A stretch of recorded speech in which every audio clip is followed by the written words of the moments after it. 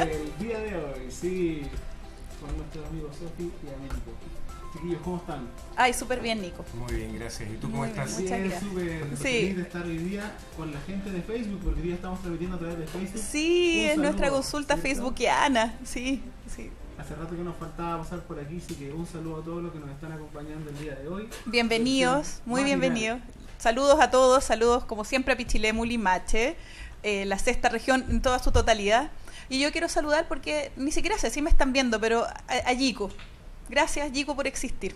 Eso tenía que decirlo, era parte de mi necesidad personal. Yo aprovecho a mandar un saludo también a Ay, nuestros sí. compatriotas en el sur, De veras, sí. que Sí. han sufrido un movimiento telúrico al cual Sí. nosotros estamos bastante acostumbrados en Chile, pero de todas maneras no fue menor. Así Cierto. que bueno, un abrazo y mucha luz para ellos. Sí, bueno, pero son gente fuerte, están ahí, están preparados, saben más que nadie qué hacer en esos casos. Chiloé también es una isla. Sí. pero- Oye, Chilo es pura magia, pura magia. Impresionante cómo el campo energético de todo resuena en ese lugar. Impresionante. Y bueno, y aquí estamos. Sí, Eh, vamos a dar unos minutitos, como sí, para revisar que sí. la gente, creo que su cafecito. Sí, pues, en este matinal que ya casi es almorzativo. Estamos cercanos, así un poquito más, y nuestro matinal es almorzando en la consulta de la Sofía. Eso. Y casi se me cae el carnet, casi nomás. No sé, me alcanza a caer todo. El motivo del día de hoy nos convoca tiene que ver con la repetición de un tema, pero más que nada la profundización de ese tema. Es un tema que cuando lo abordamos yo lo hice porque quería aprovechar la presencia de Américo, que es experto en el tema de la autoeliminación, por decirlo de alguna forma.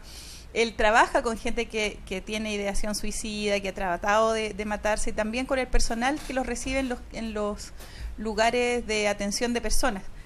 Pero con el rato y a medida que ese programa fue ocurriendo, algo muy profundo mío se fue moviendo, ¿no?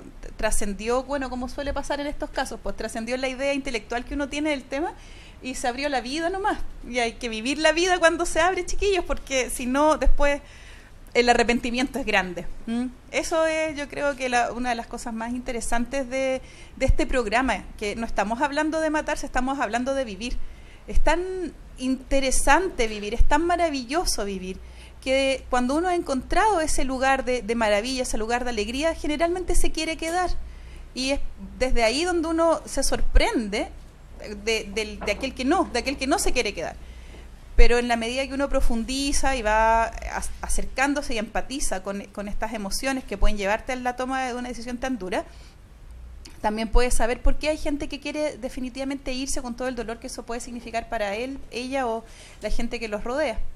Así que decidimos retomar el tema, profundizarlo, y para eso necesitamos sus preguntas, necesitamos su presencia, necesitamos que nos ayuden a sacar de nosotros algo que no tenemos cómo conversar desde una pauta, no hay cómo hacer un programa de esto dirigido, con una idea, con un principio, con un final.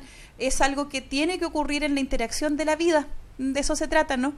Así que vengan, porfa, inviten a los amigos, que se corra este video, que se pueda hablar de vida, de muerte, de toma de decisiones, de buenas tomas de decisiones, de malas tomas de decisiones, y en una de esas a alguien que está ahí en el filo, ¿no? Además, hasta les sirve. Sí, enfocarnos un poco en el proceso, ¿no? Sí, o sea, probablemente los que están mirando ahora y vieron el otro video, estoy seguro de que algo pasó, de que se generó un proceso. Nosotros también se nos generaron procesos aquí en el estudio, después del estudio, Sí. porque es un tema, como bien dije la otra vez, que nos atañe a todos. Entonces, un poco, ya sea desde el rol del que en su momento se siente mal, está en un proceso o a portas de un proceso de suicidio o en un proceso de suicidio, o la persona que está cerca, porque es el otro también. Esto es el proceso de muerte por mano propia siempre está acompañado de una estructura relacional, que creo que es súper importante no olvidarse y tenerlo muy claro. Y las relaciones, como bien dice Humberto Maturana, se tratan de conversaciones y de conversar. Sí, versos con. Exactamente. Hagamos versos juntos, Exactamente. claro. lo mismo, aquel que está en el proceso, a portas de o en ese proceso, tiene un diálogo interno. Entonces enfoquémonos desde ahí, para quienes están escuchándonos. ¿Qué pasó conmigo? ¿Dónde estoy yo? ¿Dónde he estado yo? ¿Dónde estuve yo? ¿Dónde podría estar yo? Y que juntos, también nosotros, quizás amasar sí. esa masa. Sí. Esta es la versión intelectual de hacer empanadas. Generar masa crítica. Sí, también. Y elevar conciencias con respecto a este tema, este proceso que es tan importante y actual, aquí y ahora para todos nosotros, desde alguna perspectiva, ¿no? Sí, si nos da el tiempo, incluso podríamos hablar un poquito sobre eutanasia hacia el final del programa, que también, al ser una toma de decisiones de finalizar la vida personal, también bordea la situación de la muerte por mano propia, ¿no? Si bien generalmente en la eutanasia hay un equipo médico detrás, la toma de decisión es personal y hay un límite diferenciador, ¿no? De aquel que ha llegado por la desesperación al deseo de muerte versus aquel que se enfrenta a la muerte y solo quiere hacerla más fácil. Esto del proceso personal yo creo que además es como la gracia de lo que estamos haciendo, ¿no? El poder involucrarse y tener experiencias. También los que vieron el podcast anterior, Américo contó su propio relato en relación con el suicidio. El padre de él se suicidó, Américo tuvo que cargar con toda la intensidad que eso significa, más allá del sentimiento específico, que sea culpa, por ejemplo, que lo narrabas tú, o pena, o desilusión. Todos estos sentimientos se viven con una intensidad tremenda y te empujan a algo. Ojalá que nos empujaran a crear, a tener más fuerza, a vivir, que fue tu caso, pero no siempre es así. Y acá quisiéramos retomar un poquitito eso. Siempre detrás de un acto tan intenso como el de quitarse la vida hay un flujo de emociones tremendo. ¿A ti qué te fue pasando en la semana, Américo, después del podcast de la vez pasada? Sí, bueno, hubo... Yo creo que todos nosotros siempre estamos en algún proceso, ¿no? Como dice la terapia gestáltica, muy bien, también es que al margen de estar o no en contacto, nosotros siempre estamos en alguna emoción. Ah, sí. El desafío que tenemos es atrevernos a estar en contacto con esa emoción desde nuestra biología. Lo que quiere decir desde el cuerpo, desde el sentir. Que ha sido la marca de estos programas, ¿no? El perder esta sensación de que las emociones son algo teórico, que son algo que está en el aire, ¿no? Como que fueran espirituales. Las emociones son corporales, son flujos de neurotransmisores yendo y viniendo. ¿Se escucha con eco? No. Bueno. Yo estoy aquí escuchando la transmisión oficial. Ah, ya, perfecto. Claro que sí. Entonces, o sea, y desde ese punto de vista, en realidad, la terapia gestáltica, que es uno de mis backgrounds, plantea de que hay 4 emociones básicas humanas. Que, ¿por qué son las emociones básicas humanas? Porque son descargables biológicamente. Porque son localizables también, claro. Identificables en el cuerpo, ¿no? Claro. Que es la rabia, el dolor, la sexualidad y la alegría. El miedo no lo incluyo acá porque, bueno, no me acuerdo si lo dije la otra vez, pero el miedo es una respuesta biológica que está muy conectada cuando es sano, que no es lo mismo que la angustia. Miedo y angustia son 2 cosas distintas. Está conectado con nuestro proceso de supervivencia. Claro. Entonces, sentimos miedo porque... Es la antelación del dolor. O sea, lo que tú estás describiendo, claro, son las reacciones más básicas cerebrales frente a la interacción con la vida, con el medio. Frente al medio yo puedo enojarme, me puede doler, eso es lo que está definiendo tú. Y sobre eso se construye otra capita que vendrían estando quizá el miedo, por ejemplo, la pena, como un constructo sobre el dolor. No. Exactamente, o sea, hay emociones que son constructos. Claro. El miedo es y el miedo yo lo separo, en el sentido de que el miedo es una respuesta biológica para sobrevivir, que está conectada al instinto de supervivencia. No así la angustia. La angustia es cuando el miedo se instala biológicamente, produciendo altos niveles de adrenalina y cortisol, desde un origen mental.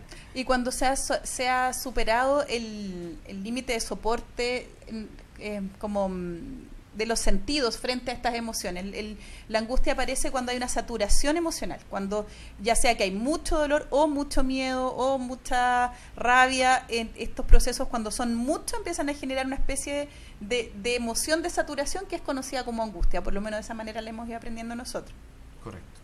Y bueno, respondiendo a tu pregunta, me vi también, o sea, con procesos, me sorprendió un proceso de catarsis. Catarsis, sí, fue catártico. Emocional, de mi dolor, qué sé yo, me pegué 2 horas ahí llorando mirando una película. Me acuerdo que era el Hotel Ruanda, que apareció, y de hecho yo la había visto antes, y dije, no la voy a ver, y después sentí, sí, no la voy a ver, porque esa película me ayudó de alguna manera. Excelente. A liberar esa, claro, porque entré en contacto, obviamente si yo hablo del suicidio de mi padre, eso me va a generar procesos. Tiene que generarte procesos. Y me va a poner de alguna manera en la posición, en el lugar para poder seguir el proceso también. Correcto. Entonces entré en contacto con mi dolor, entre otras cosas, y hubo una catarsis.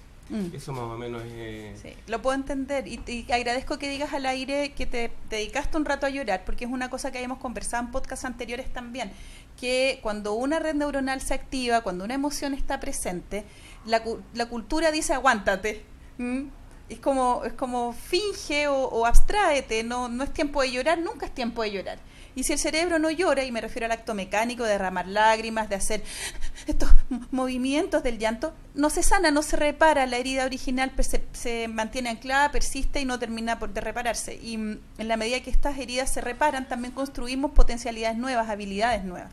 Sí, yo también me pegué de sus buenas lloradas. Yo no le he contado, ni siquiera algunos de mis amigos saben esta historia, porque para mí fue una historia profesional y yo hablo poco de en mi núcleo afectivo, de mis historias profesionales. Pero a mí se me activó que el paciente, yo estuve poco tiempo trabajando en urgencias, alrededor de 1 año, y tuve la suerte de facilitar que siguiera viva un par de personas que llegaron en estados críticos, entre ellos una guaguita que debería haber muerto y vivió, y que hasta el día de hoy me reconforta pensar que por ahí debe haber una Lola ya a estas alturas que está viva gracias a que yo estuve. Pero la vez que no pude fue con un suicida. Este cabro había tomado una gran cantidad de estos insecticidas que se usan en el campo, y a pesar de que mis acciones médicas fueron de verdad impecables, ni yo misma, o sea, yo creo que ahí está la mano divina apuntando, porque yo misma no podría encontrar nada que haya hecho mal, y sin embargo había tomado tanto veneno que murió enfrente mío de una manera muy triste y diciendo: doctora, sálveme, no me quiero morir. Frente a la ideación suicida, uno tiene una idealización de lo que es morirse, pero cuando la muerte se te viene y está ahí, algo tuyo dice: no quiero.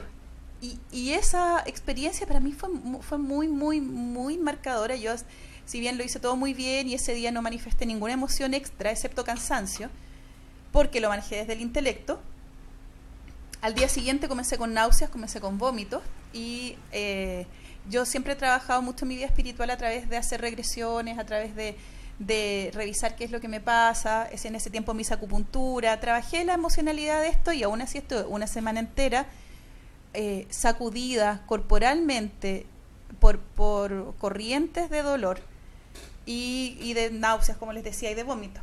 Y me volvió a pasar el lunes. Se me vinieron todos los recuerdos de eso después del programa, no durante el programa, que para mí fue muy, muy grato.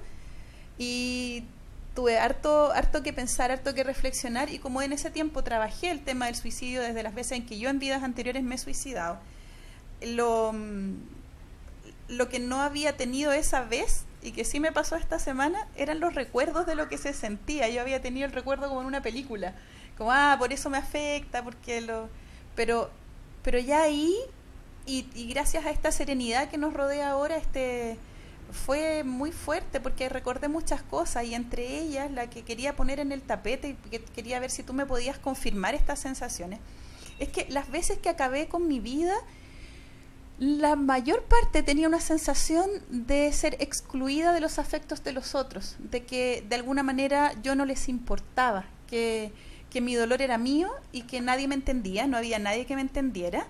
Por tanto, la única única persona que podía tomar esta decisión era yo, porque el resto estaba lejos.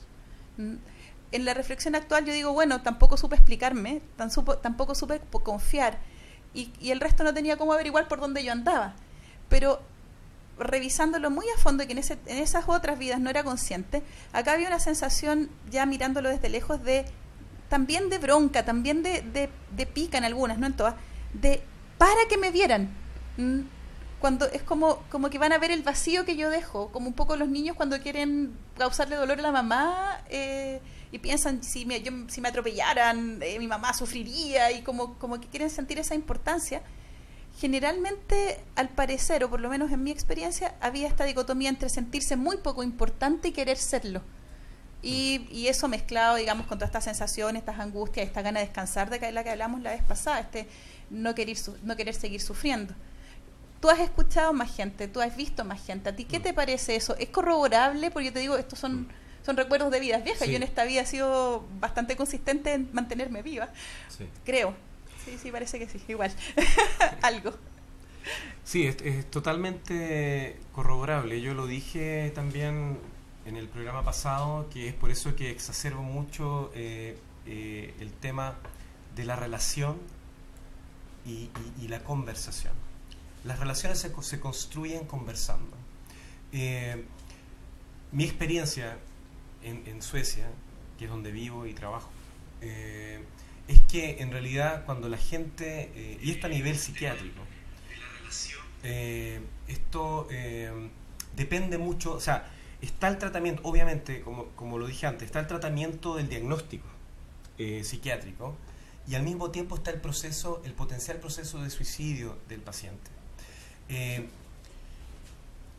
Si bien los inhibidores de la retoma de la serotonina, que son los antidepresivos que surgen a principios de los años 90, han logrado lograron bajar en Suecia en un 50% Wow. el ratio de suicidios, ¿sí? De todas maneras sigue siendo que queda un 50% que es altísimo. Y entonces este por ciento, que estamos hablando de entre 1.500 y 2.000 personas al año que se quitan la vida, pacientes psiquiátricos, no cualquiera, pacientes psiquiátricos que están recibiendo todo el apoyo a nivel farmacológico, Claro. supuestamente terapéutico, etcétera. Y mi conclusión, a priori, por cierto, es que cuando la gente se suicida, muchas veces lo que falla es el tema relacional. O sea, hay en general la depresión o la psicosis o la adicción al abuso, o sea, tendencia a abusar de drogas y ¿cómo se llama? Los desórdenes de personalidad pueden llevar a la soledad, al aislamiento. A esa soledad brutal. No estamos hablando de estar un ratito solo y disfrutar de un libro, ¿no? Sino que esa sensación de que no hay nadie ahí, nadie. El desierto, la soledad total. Y eso también a veces es una patología yo diría cerebral de uno, o no patología, pero una característica que no tiene que ver con que el otro no esté, que no tiene que ver con que el otro no te hable, sino que con que tú no estás escuchando. Un tipo de sordera afectiva frente a los movimientos del mundo, que puede instalarse en tu juventud, en tu niñez, y que se llena de mensajes contradictorios. Sobre todo en mundos como el nuestro, tan doble estándar también, donde desde muy niñito los niños escuchan cosas como dile que no estoy. Entonces tú empiezas a desconfiar. O sea, mi mamá dice que quiere a esta persona, pero no quiere hablar con ella. Así como dice que quiere a esta persona, pero no se quiere acercar a sí mismo, no me querrá a mí. En Chile es difícil a veces para los niños, para algunos niños más desconfiados que otros, saber en qué confiar y en qué no, porque el doble estándar es muy marcado. La forma de crianza es una forma de crianza con más que en Suecia, yo creo, no sé, no tengo, donde es muy difícil saber, si no es por ciertos actos muy específicos, dónde están los cariños y los afectos, y la gente se cría muy sola. No todos los que se crían solos o sintiéndose solos terminarán en el suicidio, pero esa soledad es parte de nuestra cultura, es fácil caer ahí.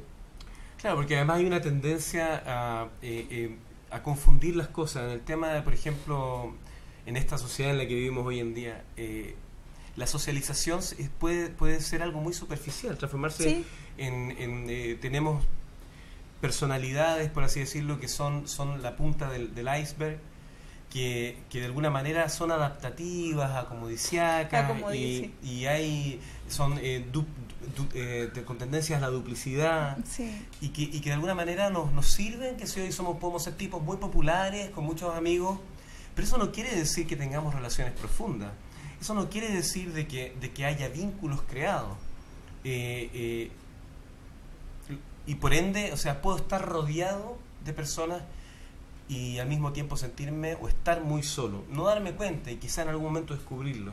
Es por eso que vuelvo a recalcar, o sea, la mejor manera, porque para mí o sea, el enfoque que quiero darle personalmente al tema del suicidio es cómo prevenirlo. Y una de las maneras de prevenirlo es enfocándonos en profundizar relaciones. Incluso a veces a gritos, a llantos, a estas situaciones incómodas, los adolescentes muy frecuentes que tratan de profundizar, de sentirse queridos pataleteando. Y uno los desprecia nomás, pues no sigue esa... No tiene la conversación profunda, dice, no hay tiempo o no hay ganas, no hay energía. Claro. Entonces se trata de enfocarse en eso, o sea, de quedarse,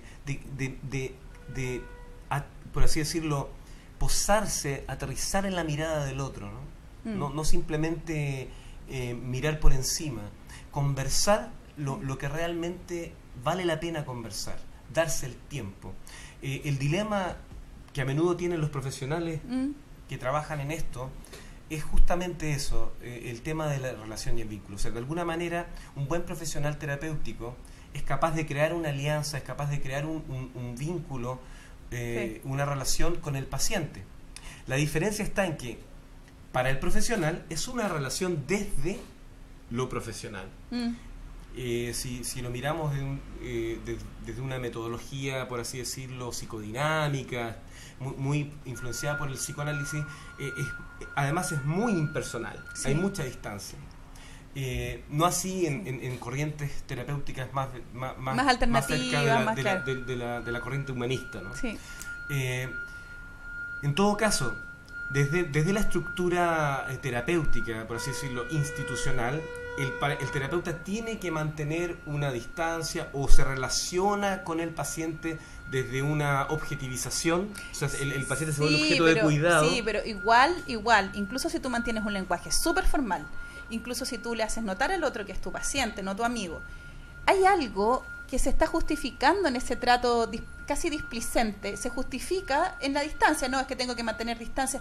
Bueno, la distancia se puede mantener, pero no por eso no tiene que ser un roto. O sea, yo veo a muchos colegas tratando a la gente con el dedo chico, así, y donde el saludo es un saludo frío, donde el trato está sujeto a, y yo entiendo los motivos políticos detrás de eso, que hay un poquito tiempo y todo, pero está tan sujeto al uso del tiempo que prácticamente pasas todo el rato mirando el reloj, y eso en caso de un suicida es mortal. O sea, o de una persona acá es deprimida, literal, o de una persona deprimida que puede empujarlo a ni siquiera a esta persona a la cual le estoy pagando para que me sane, o el Estado se está encargando de que me sane, ni siquiera a esa persona le importo.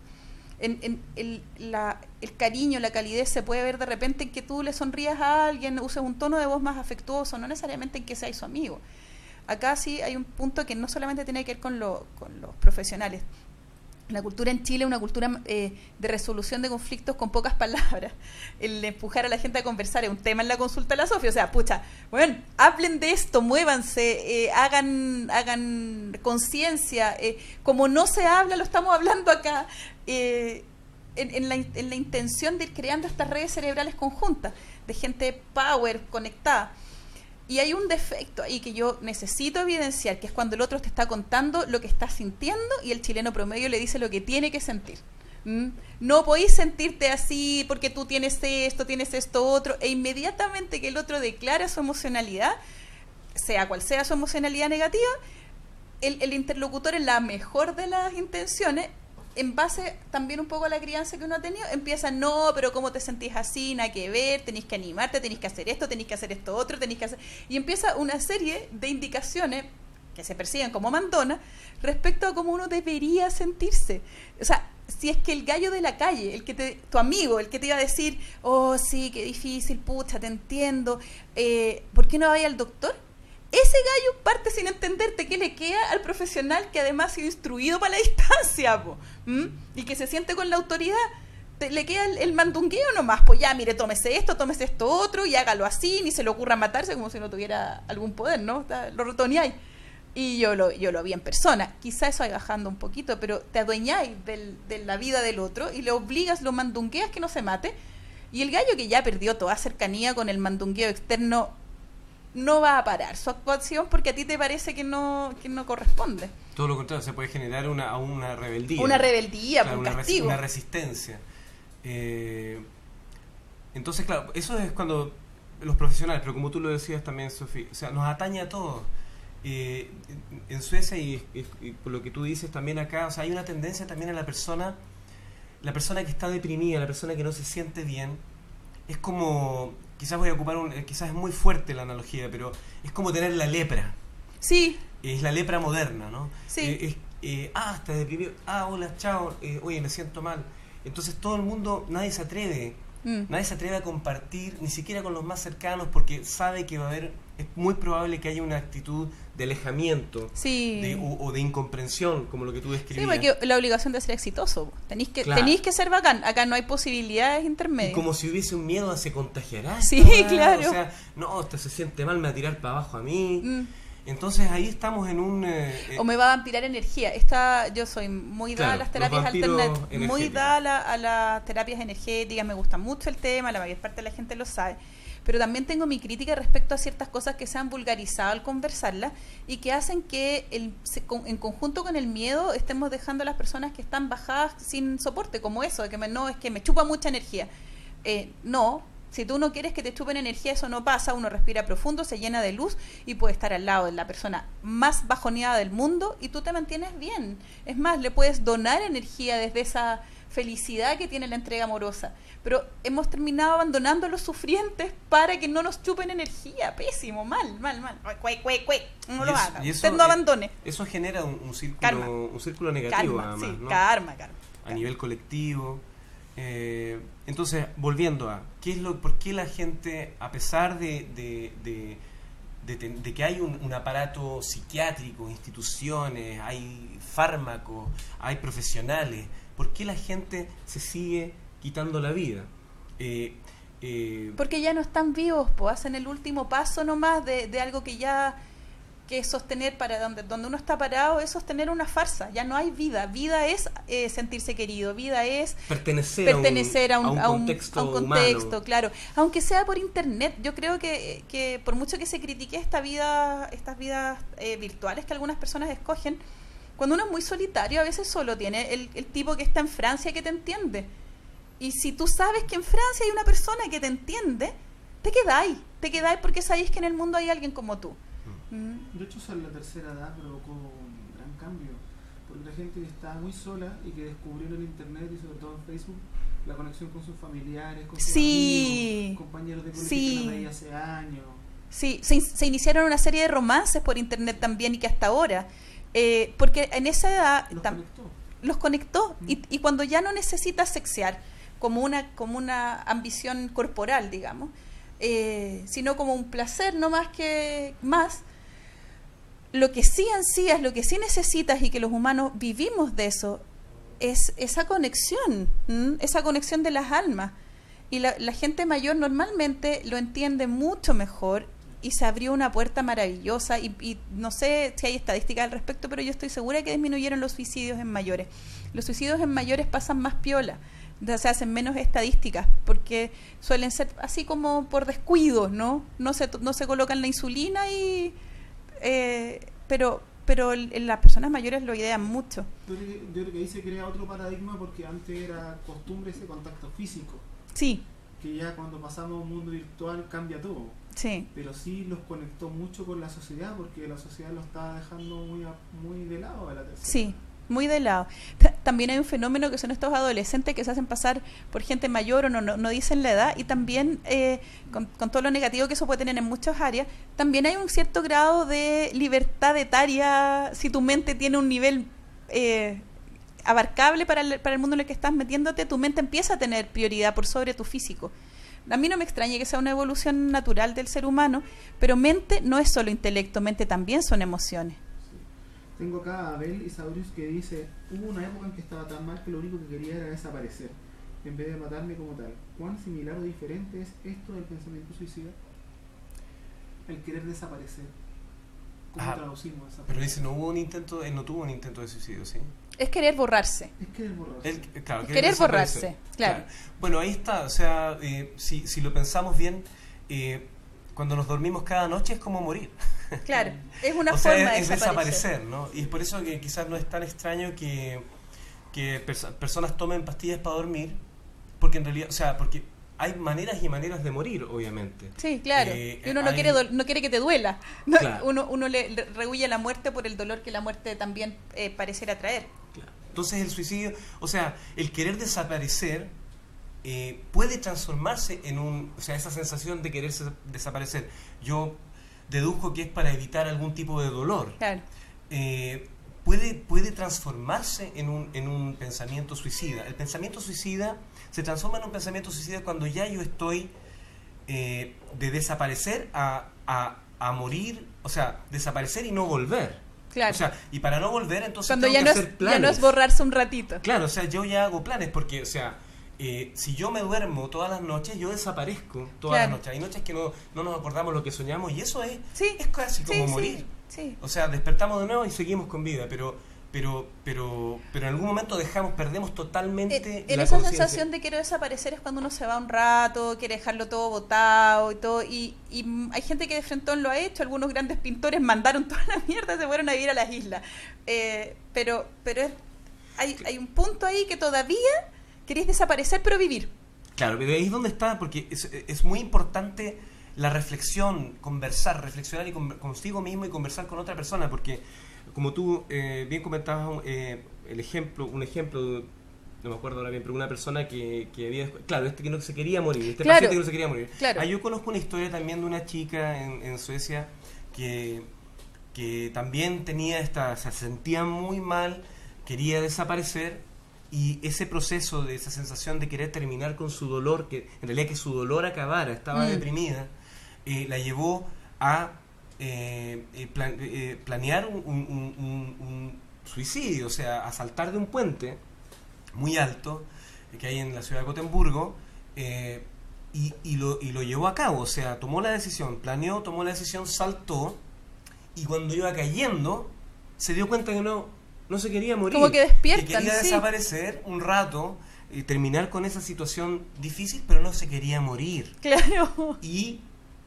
Pero ya iba cayendo, ya había saltado. Dime que se salvó, por favor. Se salvó. ¡Qué alivio! Quedó entera quebrada, que es una amiga muy cercana, de una amiga muy querida mía. Pero ahora ama la vida, sobrevivió, nunca más. Y ella da charlas de prevención de suicidio, contándole sobre todo a los jóvenes, claro, o sea, su proceso, su vivencia, porque eso es lo importante, a propósito de la pregunta. O sea, el pensamiento, la sensación, la necesidad de querer desaparecerte puede potencialmente transformarse en un plan, en una toma de decisión. Yo igual creo que es el primer peldaño. Yo creo que cuando eso persiste mucho, uno termina en la línea del suicidio. Claro, y entonces, ¿qué hago? Cuando es ocasional, como que uno al final lo desprecia, pero cuando se convierte en algo sostenido el deseo de desaparecer, es facilísimo irse por el lado del suicidio. Es hasta más fácil que pensar en tomar un bus y viajar, desaparecerse realmente. La sensación de suicidio está como ahí, medio programada. La muerte está como una especie de morbo natural dentro de los humanos. Es muy fácil agarrar esa línea, muy, muy fácil. ¿Y qué es lo que yo puedo hacer? O sea, ¿qué deducción es la que tengo que sacar cuando me encuentro en esa situación? O sea, inmediatamente decir, bueno, tengo esta sensación, tengo este pensamiento, probablemente mis neurotransmisores están bajitos, responsables de mantenerme estable, mantenerme contento, llano, abierto a la vida, a disfrutarla, están bajos. Estamos hablando entonces que niveles de serotonina, probablemente de la serotonina, los niveles de la dopamina y de endorfina están bajos. Cuando uno tiene los neurotransmisores buenos, no se quiere desaparecer. Al revés, le gusta que la cuestión esté complicada para poder manejarla, para poder reírse, para que sea desafiante. Si uno tiene ganas de perderse o desaparecer, es que ya se le enfermó el cerebro y hay que hacer o cambiar la alimentación, hacer más ejercicio o algo que te restituya esos neurotransmisores y por supuesto dejar de gastárselos. No se gaste su neurotransmisor, cuídelo, ahórrelo. Ha sido la tónica de la consulta de la Sofi también, así como usted cuide el neurotransmisor desde el primer programa y hasta ahora. Claro, y eso se hace con inteligencia emocional, claro. con habilidades para decir que no también. No quiero, no te voy a acompañar, no puedo hacer eso por ti, no. No es que uno se transforme en una persona negativa, sino que primera lección de vida cuando uno quiere conservar su propia vida es saber poner límites. Y cuesta infinito, y vamos a hacer programas al respecto, pero para que lo vayan masticando, o sea, hasta aquí. O sea, a mí me gusta el concepto de contracultura. A ver, dale, ¿qué es eso? Counterculture, que se llama, ¿verdad? Que es, o sea, en este contexto lo aplico a, por ejemplo, nuestra cultura, digamos la cultura chilena nos dice cómo tenemos que comer, o así la cultura sueca. Lamentablemente, la cultura culinaria tal cual es hoy, y entendámosla con todo lo que implica la comida chatarra y todo lo que implica el tema de consumismo neoliberal que rige en el mundo hoy en día, no está en lo absoluto promoviendo precursores neuronales que sostengan los neurotransmisores que necesitamos para sentirnos bien. Sí. Sí, totalmente. Lo mismo, la cultura, digamos la idiosincrasia patriarcal, machista, no nos permite, tanto hombres y mujeres, pienso yo, quizás, pero en el caso de los hombres, tampoco nos permite expresar nuestras emociones, descargar nuestras emociones, que también son equilibradores de los claro, los hombres no lloran, qué injusto. Cuando uno descarga el dolor, lo que viene después es un bienestar. Claro. O sea, ocurre un proceso neuronal a nivel de neurotransmisores donde se equilibran la serotonina, donde se equilibra la endorfina. Lo mismo cuando descargamos la rabia. En las chicas es muy feo enojarse. Es muy feo, está muy reprimido. O sea, la mujer está condicionada siempre culturalmente. Linda, siempre sonriendo.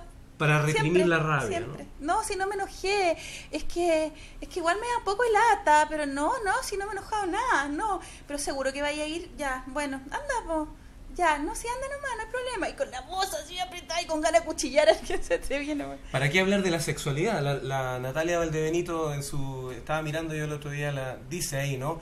A nosotras nos enseñan a ser señoritas, pero ustedes no les enseñan a violarnos, a no violarnos. Claro.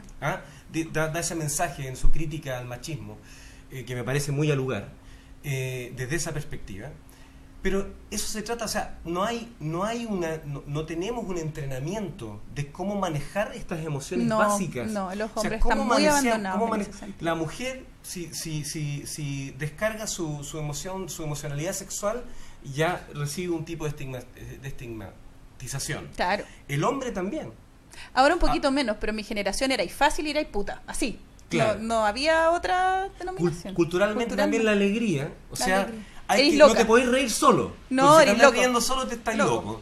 Sino que uno sí tiene que reír con otras personas, si no está permitido. Contextualizando ahí nomás, sí. Entonces, partamos por entender que lamentablemente los inputs culturales que nos rodean, para decisión a nivel culinario y a nivel psicosocial o social, dinámico social, no nos están ayudando a priori a mantener un equilibrio ya es de tiempo, salud mental, ¿no? Eso es esa es la idea de conversar, pues cambiar la cultura. Las culturas se cambian conversando. Se hace historia conversando, se transforman las miradas, se autorizan y desautorizan otras cosas. Empiezas a reírte de lo que antes aceptabas como natural y la vida cambia y es parte de nuestra misión, ir por ahí transformando la manera de pensar de la gente con todas las conversaciones de todos los que estamos acá. Creo que eso, ser contraculturales, es casi como es como una forma pacífica de rebelión, así como debería hacerla, así como estaba Gandhi con la no violencia, vamos a estar nosotros en la contracultura.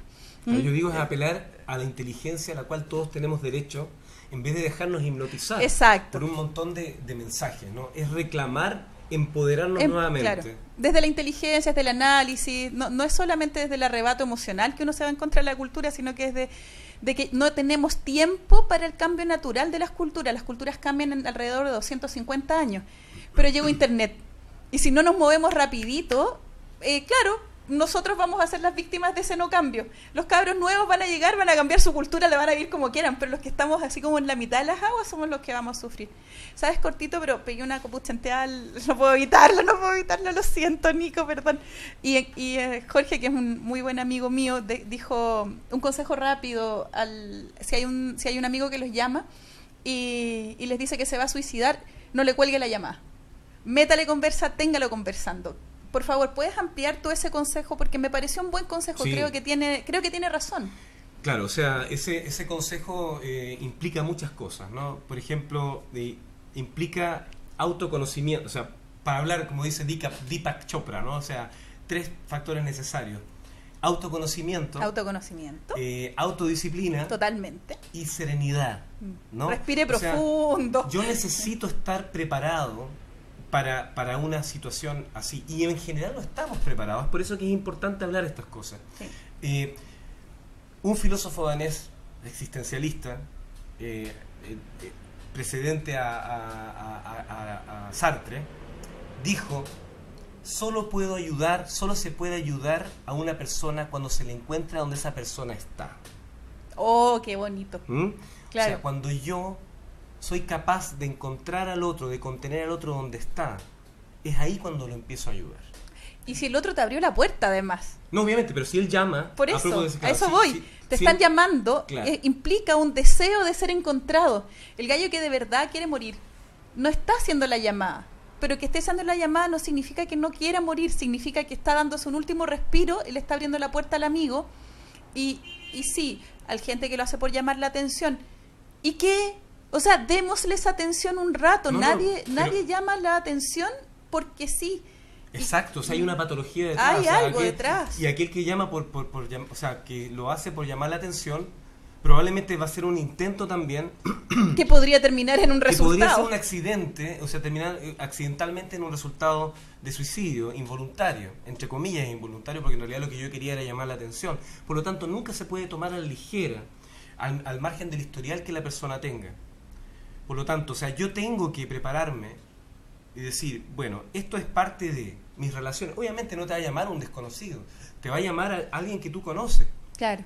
Entonces, no, como tú decías, no cuestionar a la persona, no decirle, oye, ya, pero tira para arriba. Pero tira, claro, no voy a ir. No, y vamos a tomar una cerveza o lo ¿cómo que sea, se quitara con cerveza? Claro. ¿Cómo claro. se va a ocurrir ahora? Exactamente, Claro. pero mira, si lo tienes todo, tienes... Eso es ofensivo. Eso cuando tú, no solamente para el suicida, para el depresivo, cuando estás ahí con tu corazón partido y te empiezan a mostrar todo lo que tienes y los motivos por los cuales es como que no tú... deberías hacerlo. Claro. No, pero, claro, como si hubiera acá una ética o una moral, así uno ya pasó de la ética y la moral. Hay una metodología, o sea, es correcto el tema, porque, o sea, muy de fondo, la manera en que uno puede ayudar a una persona que está en un proceso de depresión profunda o a puertas de un suicidio, es tratar de ayudar a esa persona desde donde la persona está, llevarle su atención a los factores de protección, claro, los factores que lo protegen de alguna manera. Misión, entonces, cercanía, exactamente, pero grupo. se trata de enfocar en la relación, o sea, en las relaciones. Lo vuelvo a reiterar. Lo único que nos llevamos, lo único importante que nos llevamos en el momento en que dejemos este plano, son las energías que hemos cultivado y que hemos generado en nuestras relaciones. Sí. Eso sí se va con nosotros. Eso es tan fuerte que lo que partimos, te decía, esto de hacer regresiones y todo, bueno, te cambia el estatus sociocultural, te cambia el género, te cambia la manera de entender el mundo, cambias el idioma y los mismos asopados con los que encarnáis siempre. Por algún maldito motivo o bendito, maravilloso, encantador motivo, la gente con la que te encontráis vida tras vida tras vida son los mismos. Si no aprendís a llevarte bien con ellos y a querer y a que te entiendan y a que te escuchen, se va a repetir, se va a volver a repetir. Añadido a que te van a tener que criar de nuevo y vaya a tener que soportar de nuevo un proceso educativo por dos entes que lo más probable haya sido en esas otras vidas tus padres también o tus hermanos o algo cercano. De nuevo, otra vez, Esas relaciones deben ser pulidas, deben ser queridas, deben trascender esta vida, deben ser vividas trascendiendo este momento, cada instante. Yo creo que eso es muy protector y muy sanador de alma también. Nico, sí, ¿tenés cara de...? Sí, tengo cara de estimados. Vamos a hacer una micropausa. Y vamos, porque este tema está muy emocionante, ¿no? Nico habla con los ojos. Yo quería decirle a Andrea, que sí, que es el grito de ayuda y que hay que escuchar ese grito, porque si no, el suicida tiene razón cuando dice que estamos sordos. Ahora viene la Eso. segunda tanda con preguntas, así que un abrazo a todos y volvemos.